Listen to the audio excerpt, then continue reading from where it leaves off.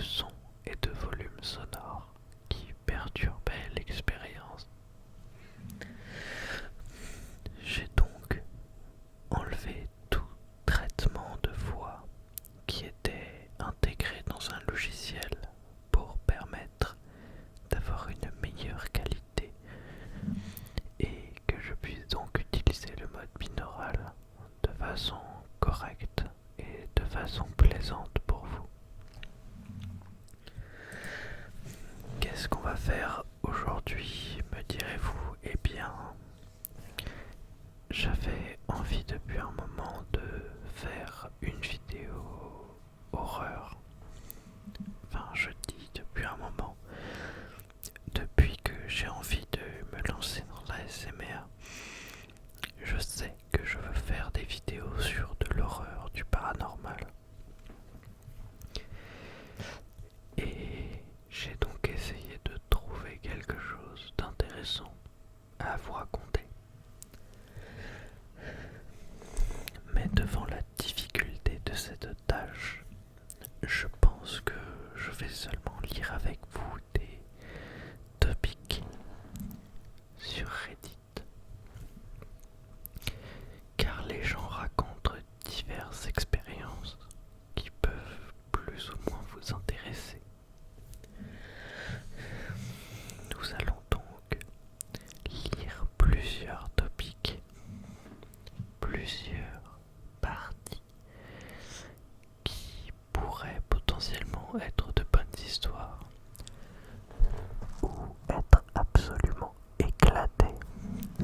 Absolument éclatées, éclatées, éclatées. Je galère à respirer. Et vu que je fais des mouvements de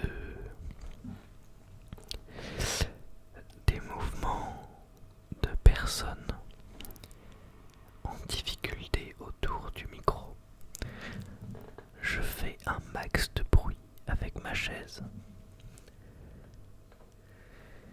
J'espère donc ne pas vous perturber trop.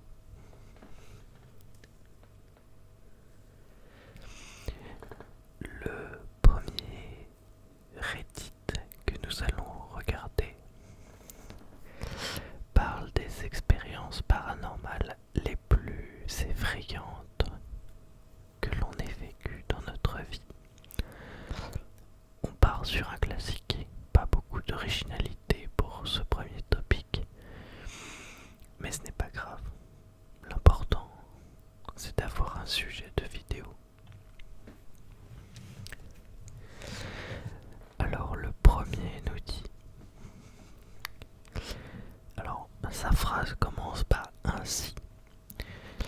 Je ne suis pas très fort en grammaire ni en syntaxe, mais je n'ai jamais vu un récit commencer par ainsi,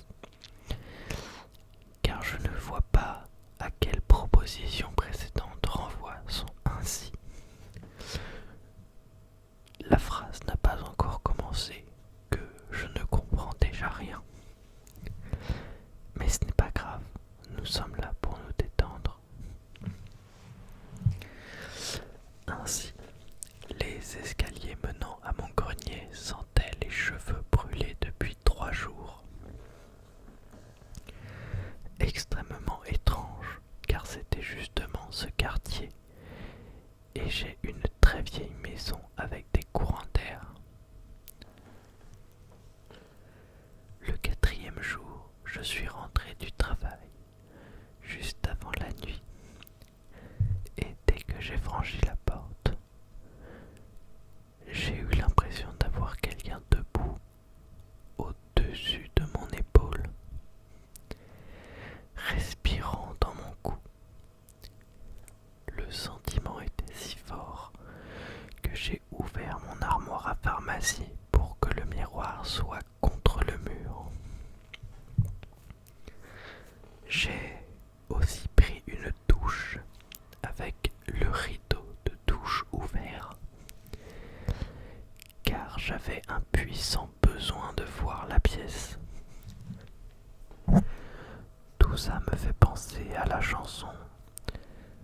Somebody's Watching Me.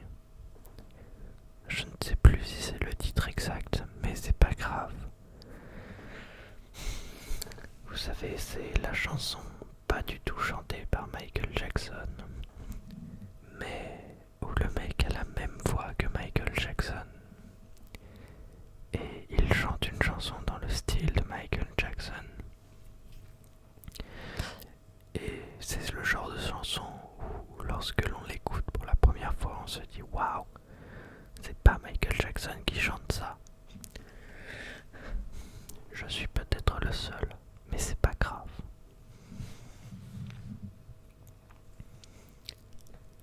Je reprends donc le récit. Après une douche, j'étais un peu moins nerveux. Jusqu'à ce que je passe devant la chambre de mes filles de 4 ans. Le personnage est donc un père. La porte était fermée, mais je l'entendais parler dans son sommeil. Puis j'ai entendu un grand fracas. J'ai lentement ouvert la porte pour la trouver endormie sur les couvertures. Et la pile d'animaux en peluche avec lesquels elle insistait pour dormir était éparpillée dans la pièce. J'ai allumé la lumière, j'ai regardé autour de moi et j'ai vérifié sa respiration. Tout semblait bien, alors je me suis couché. Le lendemain matin, je lui ai demandé si elle avait fait un mauvais rêve. Ouais, il y avait un bonhomme sans bras et avec de la sauce sur le visage. Et il n'arrêtait pas de se moquer de moi. Je lui ai dit de s'en aller, mais il ne l'a pas fait. Puis un bras est sorti du mur et m'a projeté par le plafond. Je me suis effondré sur mon lit et je me suis rendormi. Elle s'est fait gank par le Démogorgon. Le Démogorgon. Le Démogorgon. Je rigole. Je lui dis alors de la sauce sur le visage, point d'interrogation. Elle répondit ouais, rouge comme des spaghettis, spaghettis, spaghettis. Nous comprenons subtilement qu'il s'agit de sang.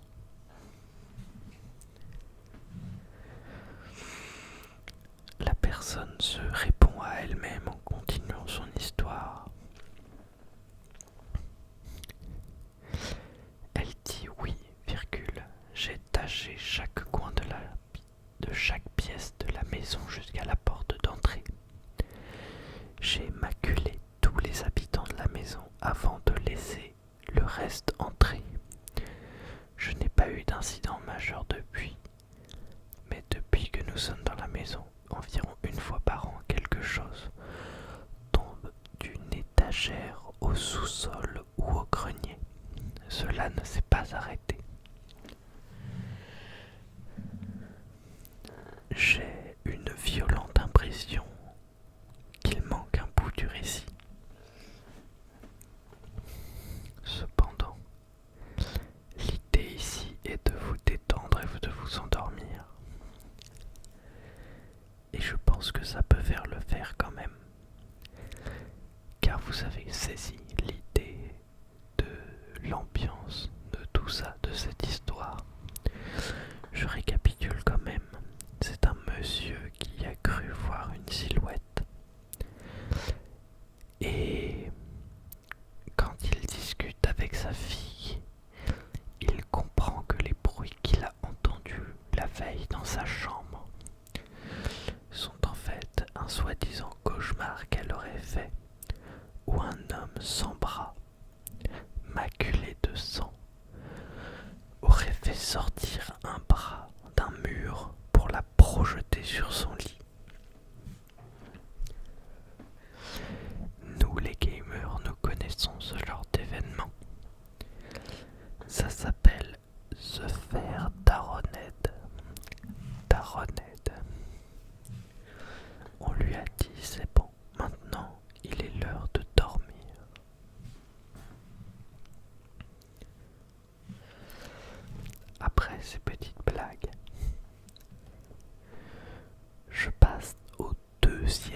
récit de cette vidéo.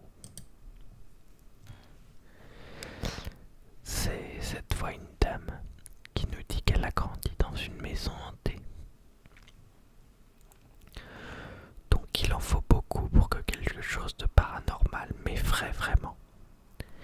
J'ai vu des choses, entendu des choses.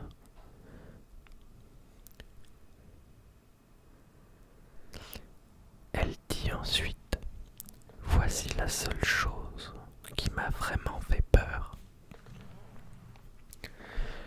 J'ai vécu dans un complexe d'appartements il y a environ 11 ans et, à part quelques araignées loups terriblement grandes, je n'ai jamais entendu ni vu quoi que ce soit de paranormal. Plus le vieux mec qui habitait en face de moi a fait une fête un week-end et son frère est mort. Puis, pas plus. Son frère est donc mort d'une intoxication alcoolique. Son corps est resté là pendant plus de 12 heures parce que tout le monde pensait qu'il dormait. Après son décès, j'entendais parfois des sons étranges, mais rien de grave. Puis une nuit, j'étais allongé dans le lit avec mon tout petit, attendant qu'elle s'endorme, et quelque chose a bloqué la lumière qui brillait dans la pièce depuis la salle de bain. J'ai relevé ma tête de l'oreiller et j'ai regardé vers la porte. Et il y avait une masse noire qui avait vaguement la forme d'une personne dans l'embrasure de la porte. Tout mon corps a commencé à picoter et j'ai fermé les yeux pendant un moment parce que j'étais terrifié et je ne savais pas si c'était une vraie personne qui était rentrée par effraction ou quelque chose de paranormal. J'ai rouvert les yeux et il avait disparu. Alors j'ai sauté du lit. J'ai attrapé mon fusil de chasse et quelques cartouches et je suis parti après. La seule porte de l'appartement avait encore les 2 serrures verrouillées et la chaîne était toujours en place. Les fenêtres étaient fermées et verrouillées. J'ai vérifié sous chaque lit et dans tous les placards et je n'ai rien trouvé. J'ai à nouveau entendu des bruits après cela, mais je n'ai plus jamais rien revu. J'ai déménagé quelques mois plus tard à la fin de mon bail. Voilà la fin de la 2e histoire. Elle est un peu mieux construite que la première, je pense que nous pouvons être d'accord là-dessus. Elle est plus compréhensible. Merci pour cette histoire à la personne qui l'a décrit.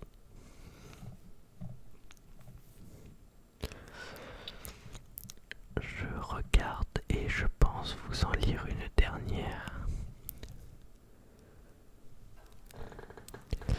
C'est une histoire qui s'est produite il y a apparemment une dizaine d'années, lorsque le grand-père de cette personne est décédé. Cette personne nous dit que dans sa culture, les morts sont incinérés et des cérémonies élaborées sont alors organisées. Le corps est porté par les gens en chantant le nom d'un dieu hindou qui s'appelle Ram.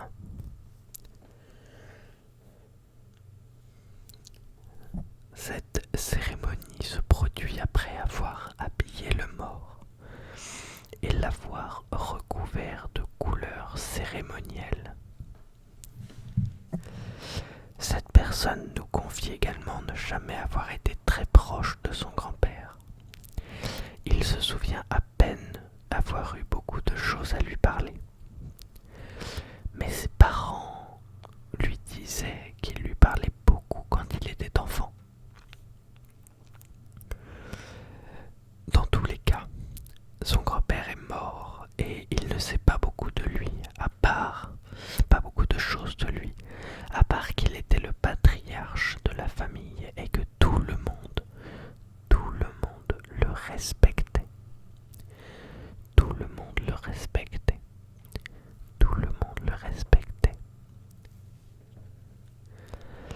Il avait à peine 10 ans quand il est parti vivre chez sa tante. Il se décrit comme sournois, mais il a réussi à suivre sa mère lorsqu'elle partait pour la maison de son grand-père, sans savoir qu'il était à quelques pas derrière elle. La cérémonie a commencé. Il y a eu beaucoup de pleurs et 4 personnes, dont son père, ses oncles et quelqu'un dont il ne se souvient plus, portèrent le corps au sommet d'une structure faite de bambou et de bois. De bambou et de bois. Ils chantèrent tout au long du trajet et personne n'a remarqué qu'ils étaient suivis par l'auteur de ce texte. Ils arrivèrent au cimetière. Il y a eu beaucoup de pleurs et l'auteur s'ennuyait debout à distance. Il faisait presque nuit et il s'assit bizarrement sur une plateforme à proximité. Il a appris plus tard que c'était une sorte de mémorial pour le défunt. Puis il s'endormit.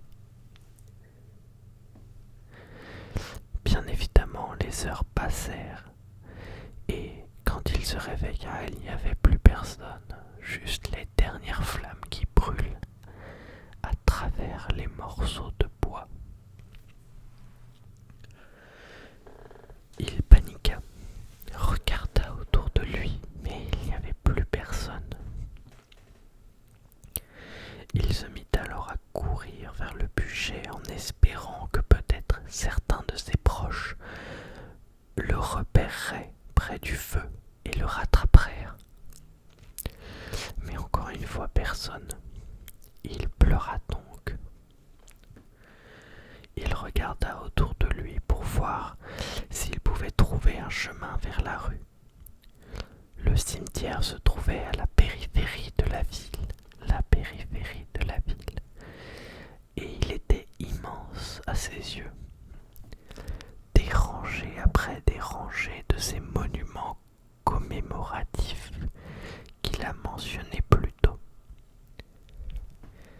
Il fait presque nuit et il entendait les animaux hurler au loin.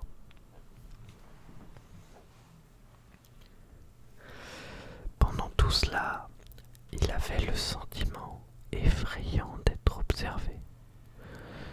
Cela le faisait frissonner et il ne se souvient pas avoir jamais eu aussi peur.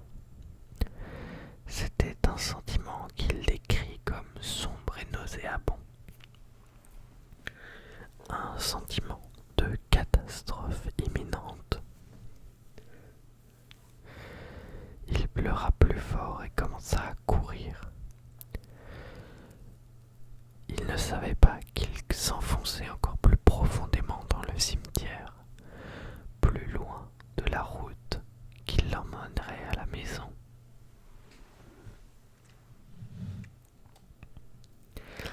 Il atteignit la lisière du terrain découvert et reprenit son souffle près de la limite des arbres.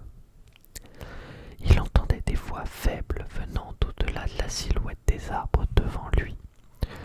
Peut-être que quelqu'un reviendrait après avoir ramassé du bois. Il fut à nouveau frappé par cette sensation nauséabonde. et elle était plus forte maintenant. Pour couronner le tout, chaque fois qu'il marchait ou courait, il avait l'impression d'entendre des pas, comme quelqu'un derrière lui. Il s'est alors retourné plusieurs fois mais n'a jamais vu personne. À ce moment-là, il avait tellement peur qu'il ne pensait pas, qu'il pensait mourir, pardon. Il fit donc un acte de foi et courut vers les arbres. Le bruit des pas derrière lui devint plus fort et il semblait que ce qui lui courait après était presque à bout de bras, comme s'il pouvait simplement tendre la main et l'attraper. Il sanglota de manière audible et appela à l'aide. Il n'y avait presque pas de lumière, mais il se souvient avoir entendu des chants au loin. Soudain, dans une clairière, il vit un étang communautaire avec une zone de baignade. Il put voir des membres de sa famille et il accourut vers ces personnes. Même s'il essayait de pleurer fort, aucun son ne sortait de sa bouche. Finalement, une de ses tantes le vit et courut vers lui. La dernière chose dont il se souvient avant de s'évanouir, c'est d'une main sur son épaule et mon corps presque gelé sur place. Il fut malade après ça durant une semaine et fit des cauchemars pendant des années. Il a ensuite arrêté d'aller chez son grand-père ou même en ville. Aujourd'hui encore, il a du mal à dormir dans le noir et se réveille parfois avec des sueurs froides et une sensation effrayante sur son épaule, comme si quelqu'un le tenait, comme si quelqu'un le tenait.